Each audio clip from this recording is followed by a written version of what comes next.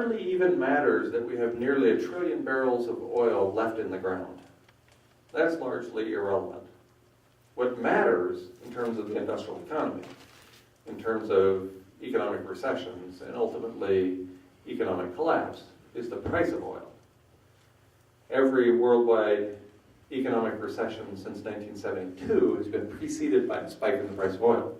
The bigger the spike, the more dire the recession. That's why it could be that this spike to $126 last April could be the nail in the coffin with a delay. There's always a delay after the price spike until the recession begins.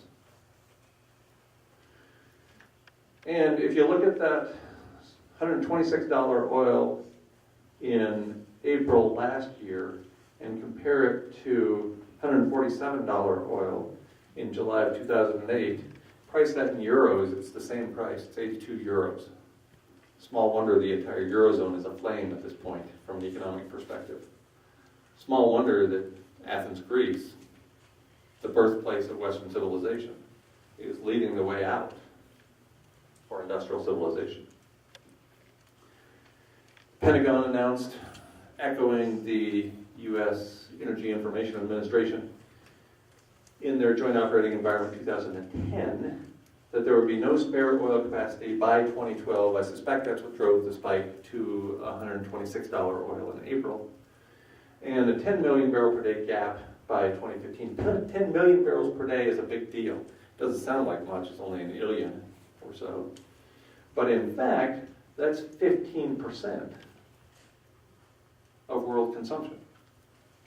15% sounds like no big deal. I could use without 15% of the oil, right? I'll get along just fine. Okay, but the industrial economy mainlines cheap oil.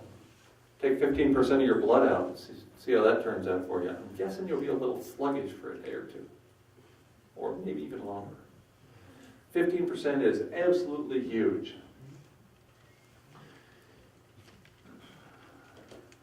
The U.S. Army announced in their Unified Quest 2011, which they put out late in 2010, that they were preparing for martial law in this country, preparing to implement martial law in what they forecast to be a series of huge cultural events triggered by an economic decline.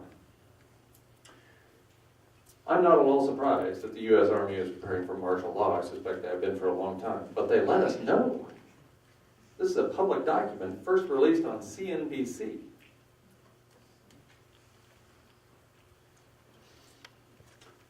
Ultimately, and I don't know if it's in 2012 or not, ultimately though, peak oil and the energy decline associated with peak oil leads to the Greatest Depression. What that means is massive unemployment.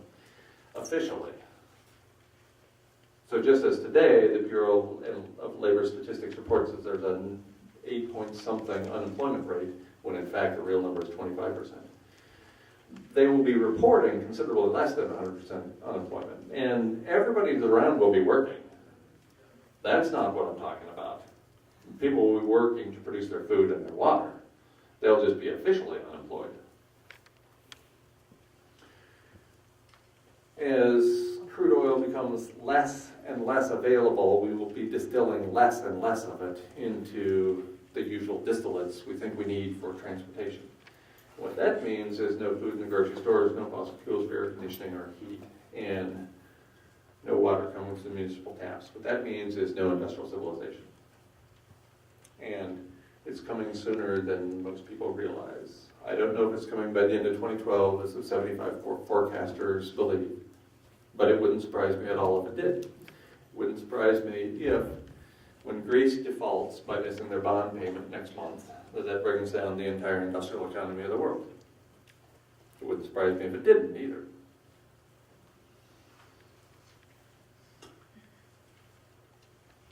Energy decline leads to economic collapse, and I want to point out a couple of reasons we should be joyous about that. In addition to the ones I pointed out in the beginning, the whole clean air, clean water, more salmon, more carnivore story. We can also look at the extinction rate, and as a proxy for extinction, what we have here is the number of species listed as threatened or endangered in the United States, and it tracks pretty closely with gross domestic product. The data stopped in 2000, but that's okay because that's when the U.S. economy stopped growing, so GDP flatlined at that point. And under the George W. Bush administration, we stopped listing threatened and endangered species, so that flatlined at this point too, so it's still on a one-to-one line. We're driving 200 species a day to extinction. I want you to think about that for a minute. 200 species a day. Every life-punishing day, we drive 200 species to extinction. At some point, one of those species is us, because we depend on those species for our very survival, for our continued persistence on this planet. Never mind the moral imperative, whether we have the right to drive 200 species a day to extinction. At some point, the issue becomes far more pragmatic than philosophical. If we are to develop a durable set of living arrangements, and it's getting awfully late in the game for that, but if we are, we must recognize that the industrial economy is a subset of the environment, not the other way around, as most economists tend to think. Before I started speaking in Michigan, I would tell people, if you think the economy is more important than the environment, try counting your money while you're holding your breath. Well, most people in Michigan took out their wallet while they're holding breath. Yeah, I'm done. What else you got? Nobody has any money anymore. The industrial economy is a subset of the environment, not the other way around. If we don't have a healthy biosphere, it doesn't matter how much money we have. Second thing a durable set of living arrangements must accomplish is to use only local materials. Brand earth is on our way out. No imports, no exports. And we'll be forced to consume materials at the rate they are produced. Currently, we use soil and dump it into the Gulf of Mexico and use clean water and just contaminate it, foul it, and use fossil fuels at a far greater rate than they are being produced by natural processes. And fourth and finally, we must rely on our local human community for support, because there are no lone rangers in a durable set of living arrangements. What we have in this country is the antithesis of a durable set of living arrangements.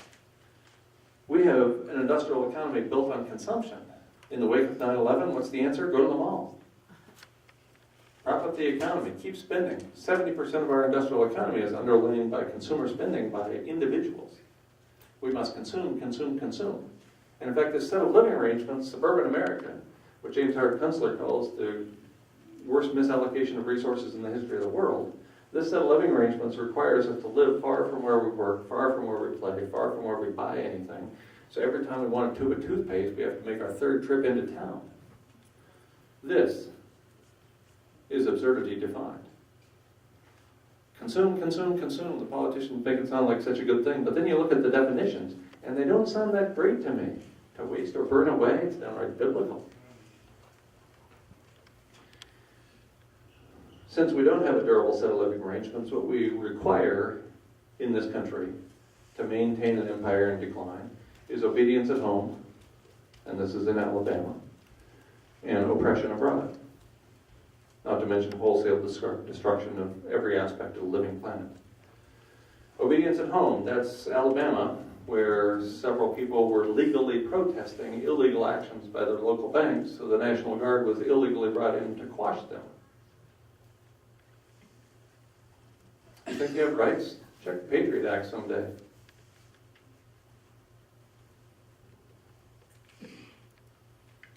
Ray McGovern last year was a 71-year-old retired CIA analyst who prepared the daily intelligence briefing for 4 presidents. Ray McGovern stood up and turned his back on Hillary Clinton in a silent demonstration of his First Amendment rights when she was speaking in a public place. That's all he did. He stood up and turned his back.